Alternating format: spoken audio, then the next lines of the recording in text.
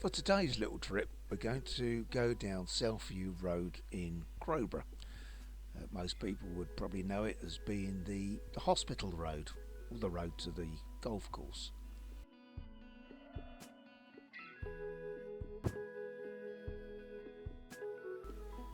The building on the right hand side here was built by my father, Rod Forward, back in the early 60s, and the lorry outside belonged to Crowborough Builder Supplies as my dad's company. This is the view of the Harecoombe Manor site.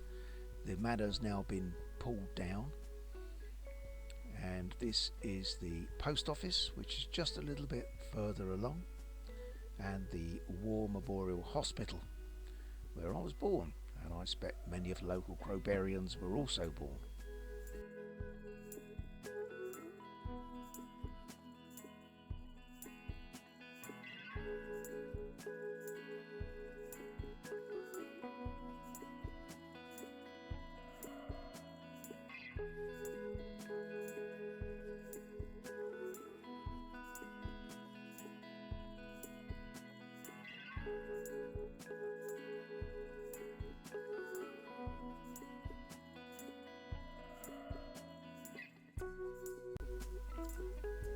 We'll now take a trip up the Twitten, which links Southview Road with the A26, the main Uckfield to Crowborough Road.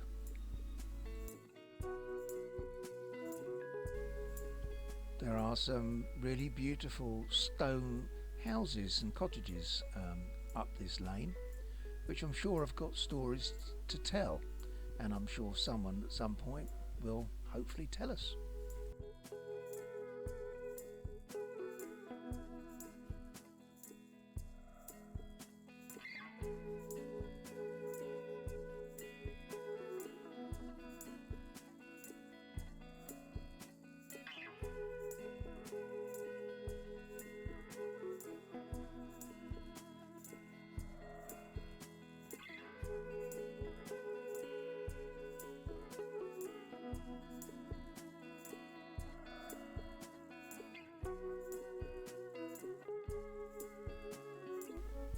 We are just approaching a junction in the Twitten, where we've got the option of turning left into the new estate, or to continue right the way to the end to the A26.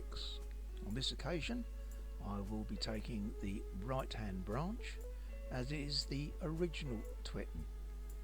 The footpath on the left obviously being a later addition and not having so much history associated with it.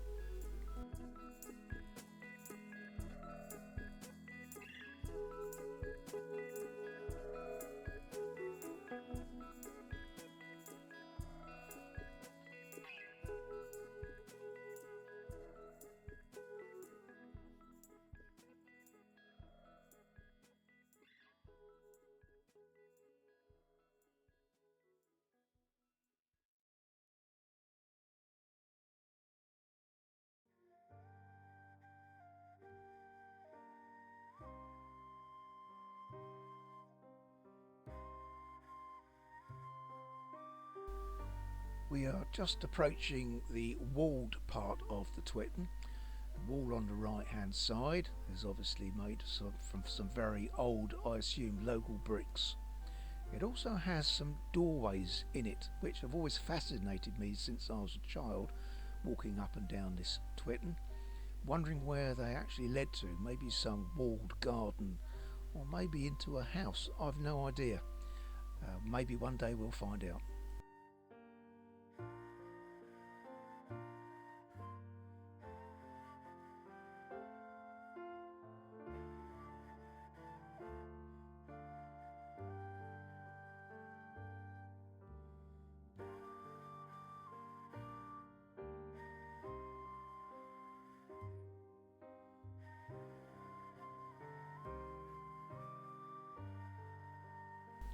So we are now approaching the end of the footpath, and as you will see, it comes out on the main Uckfield to Crowborough Road, fairly near to the Blue Anchor pub. On the right hand side, the original stone building still stands, I believe made from local sandstone, and the site originally here on the left was the council offices, as far as I understand it, which have now been pulled down and made to form a small cul-de-sac.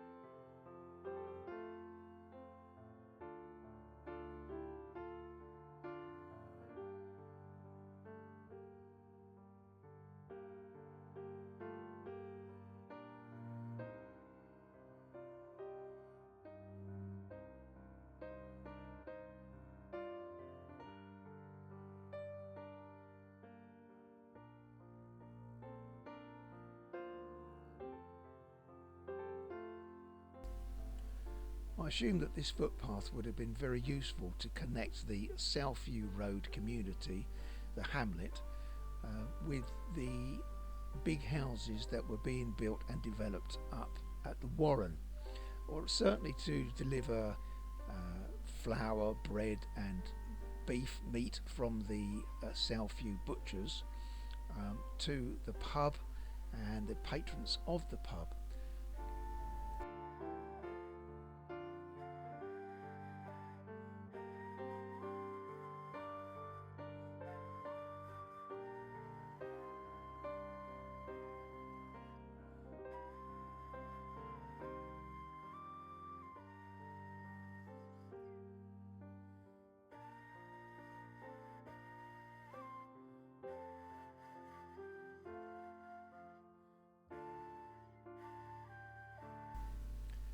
Of all the footpaths in Crowborough, this one is quite well maintained.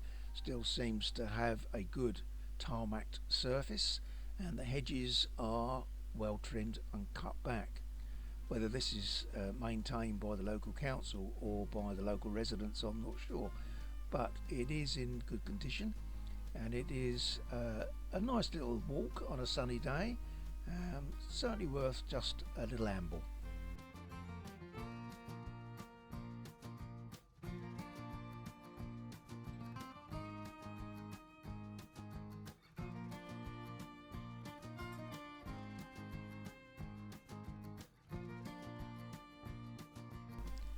If anybody watching this video has any further information on the Twitten, of its use or the buildings that are up it, please forward the information on to me so we can add it to the updated version of this video and to preserve the history of the area.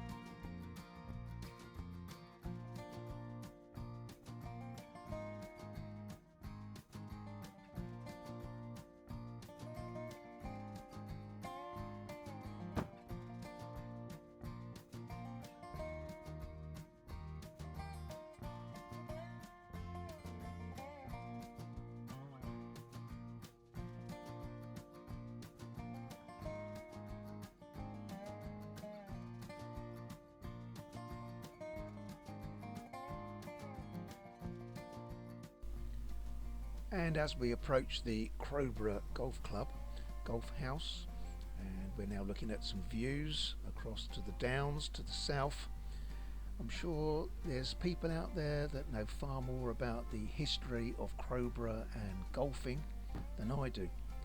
And if you have any information or wish to give us a talk on the history of Crowborough and golfing, please contact us. and I'm sure that there'll be many people out there that will be very interested.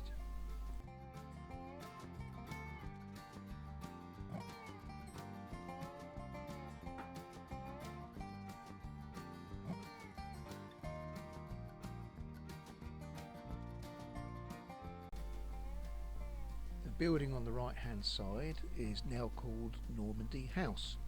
However, in its previous guise, as in this old picture, it was called Melbourne House.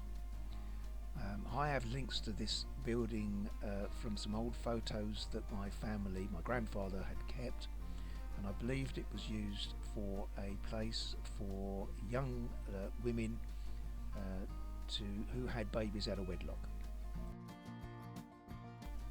There's a small building on the right hand side here which obviously looks like it was once a shop, that one there. If anyone knows what it is, can they please let me know so I can add it to the narration? Thank you.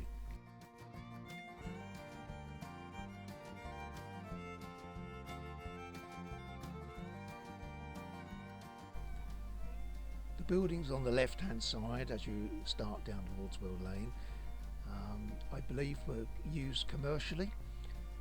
I believe one was a flour store or corn store. The well, I was told, is in one of the gardens of behind the buildings on the left, which would make sense because that would be very convenient for water to be supplied to Pratts steam mill off of Harlequin Lane, which lays, I believe, more or less behind it.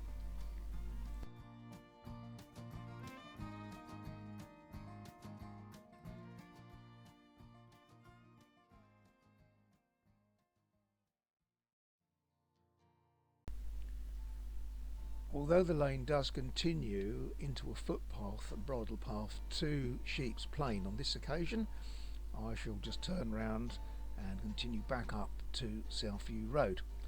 I will probably do the bottom part of the footpath when I do the video on Sheep's Plain and that area.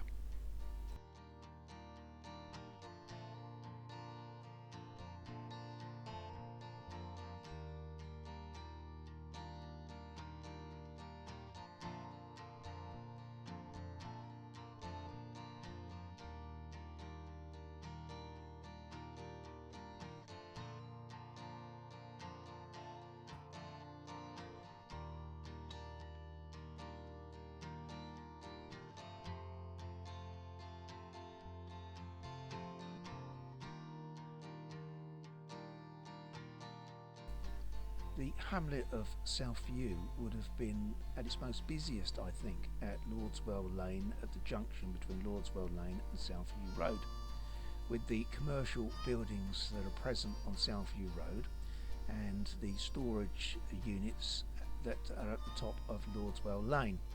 Again, it's a busy thoroughfare at the time from Southview Road going all the way down to Sheep's Plain, making an easy supply source for food in that area.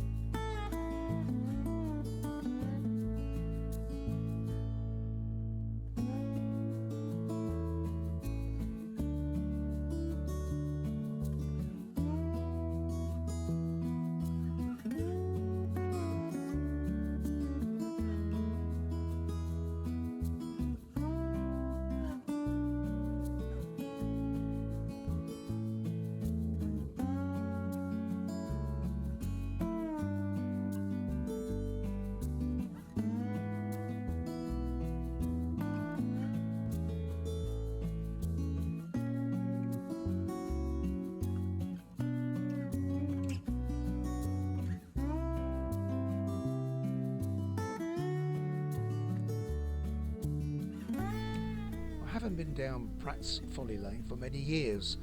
In my youth I lived just literally along the road and would go down this lane quite regularly.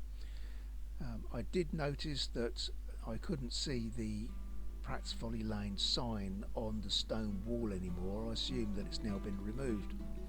The lane is very overgrown, but it is still manageable to walk down it. It probably turns out somewhere, but you wouldn't think that it did. Many local people don't really know this lane exists.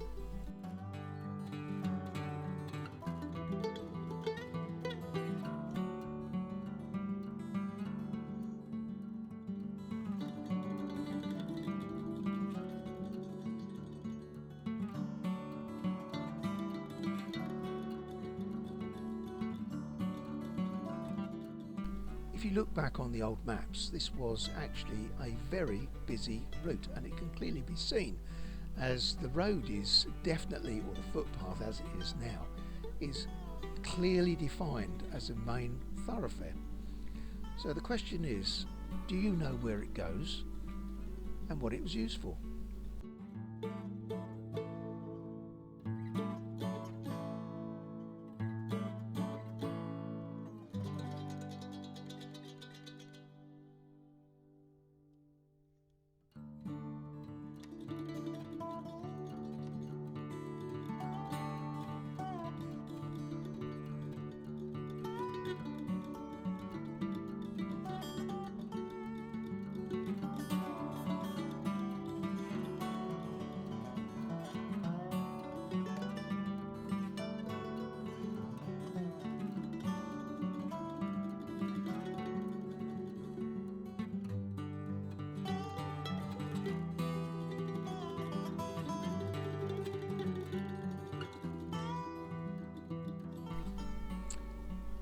And as we approach the end of the lane, you'll see the building which this lane is named after.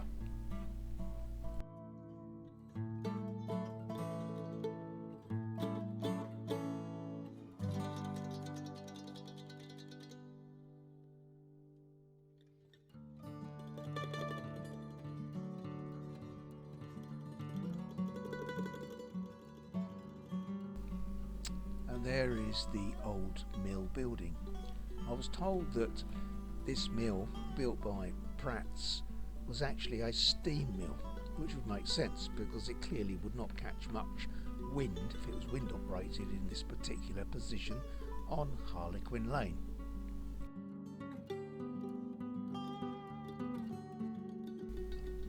But was it actually a folly? Now that I'm not sure of. I don't believe it was. I believe it was fully functioning, and it was just the local people that thought that it was a folly. If you have any further information, please contact us so we can include it on the next revised video.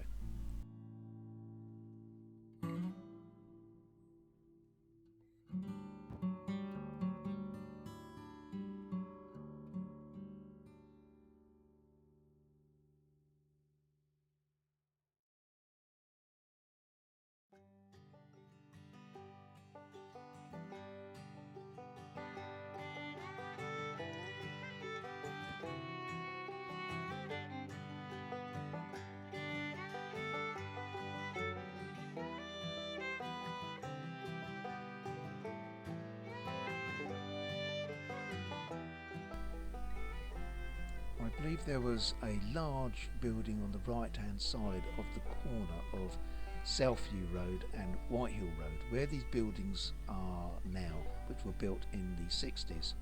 But I can't find any further information. If you have some, please contact me.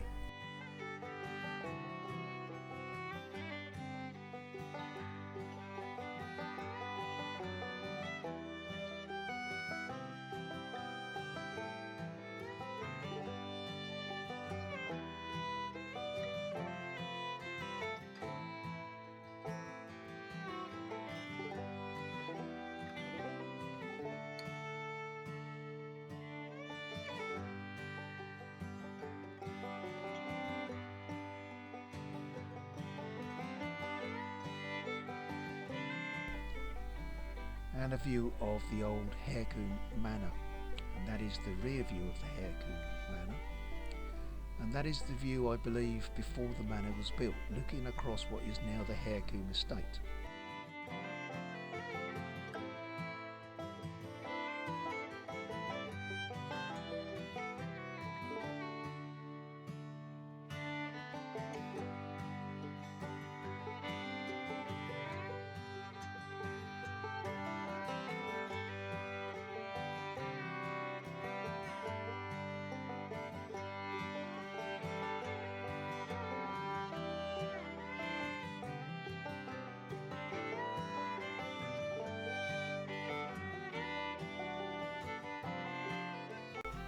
You may have noticed on the entrance to this lane that on the left hand side, built into the old stone wall, there is an old oak ornate door, gateway.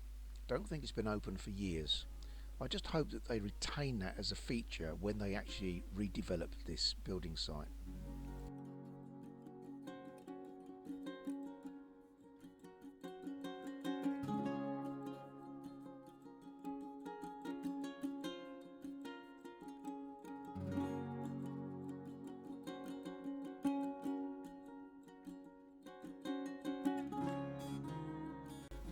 Hope that you've enjoyed watching these short walks around Crowborough, down the various lanes and roads. And the idea of these videos is to evoke people to remember, reminisce, and be willing to talk about the various things that have happened that they can remember, and to record it for the future generations.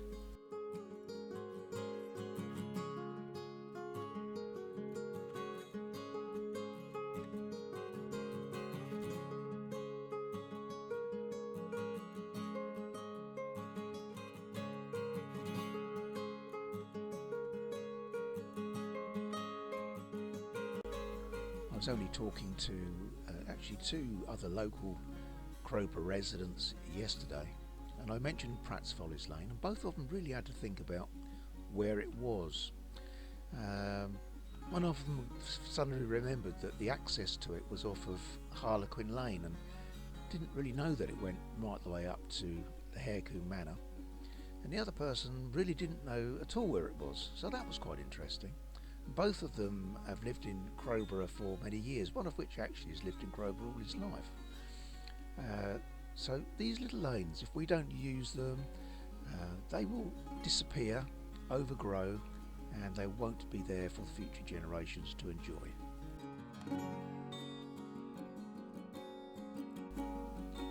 Now the next postcard picture that I'm going to show, read the writing on the side of the cart.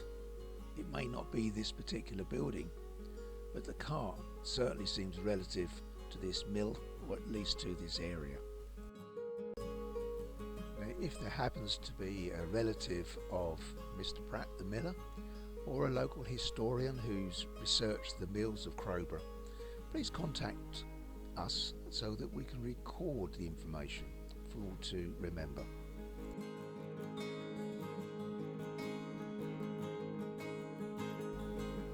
I certainly remember going into this shop as a young lad in the 60s and buying Mars bars for 3 old pence, or 3D as it was then.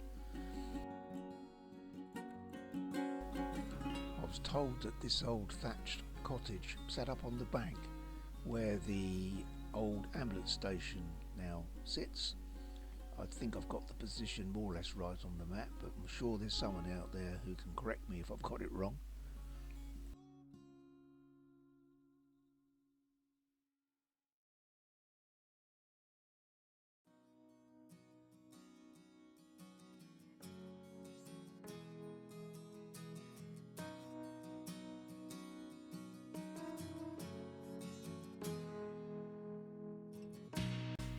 Now this next building, this green small hut, I remember was a shoe repair shop back when I was a lad, run by a man called Mr. Scott.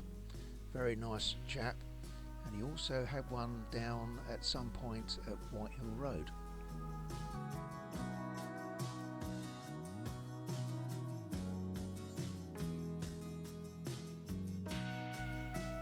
as we walk up to Twitten, take a close look at the stone buildings, the stonework, and particularly the one up the top, Star House I think it is, or Star Lodge. How clean cut it is, and each block I assume was trimmed by hand, probably in a local quarry.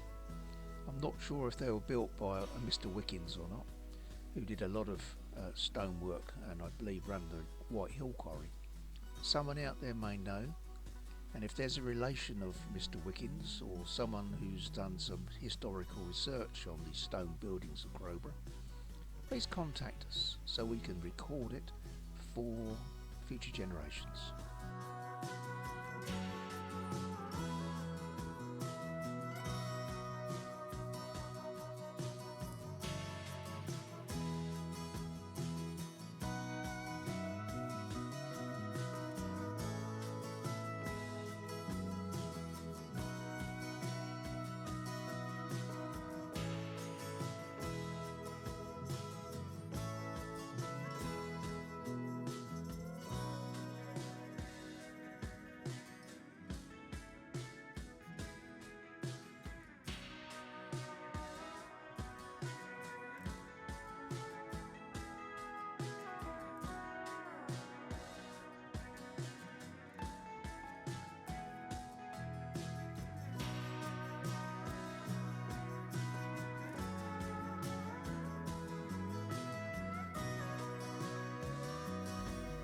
Lordswell Lane.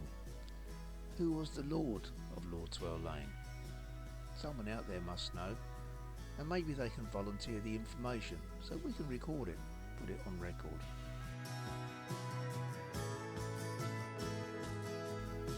It was only yesterday that I was driving along Sheep's Plain, and being the winter there wasn't much growth on the trees, and the house you can see in the distance on this old postcard is clearly visible from Sheep's Plain, but not visible as far as I can see from the bottom of Lordswell Lane, which according to the old postcards it would have been.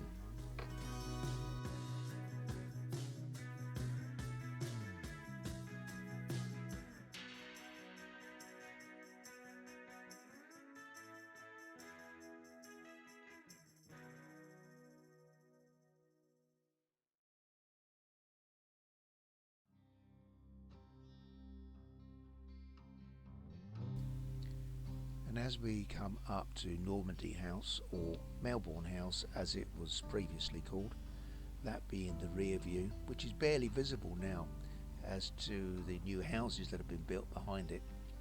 Interesting style, very European.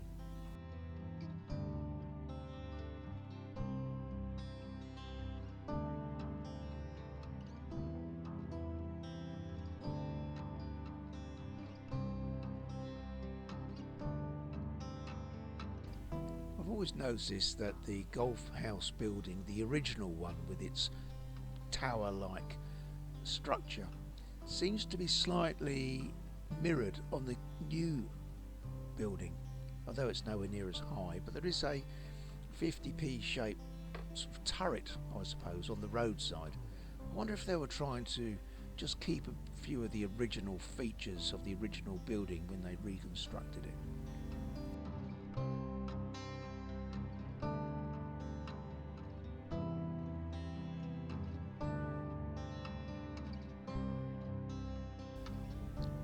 Did you, or do you know someone that went to this Wincroft school in Crowborough? I can just about remember the building before they pulled it down.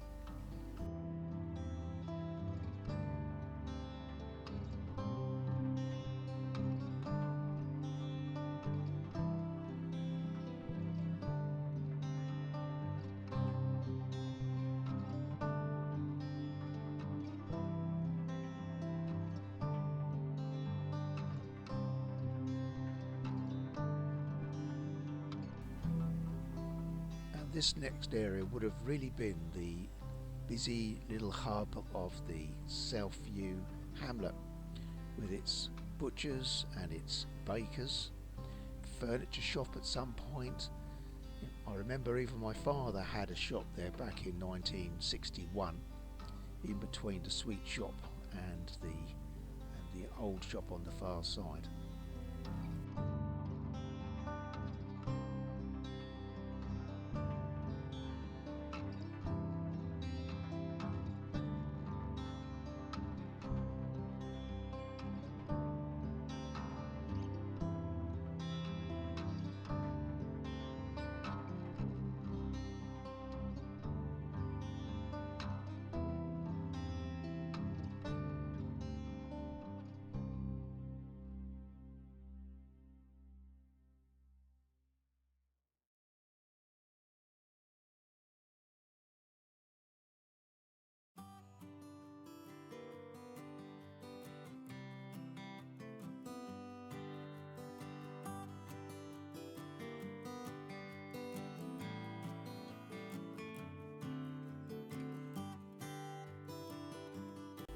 Well, we're approaching the end of our little tour of Southview Road, and I hope you've enjoyed it. Please contact us if you've got anything else to add to the history, to the story of this little hamlet.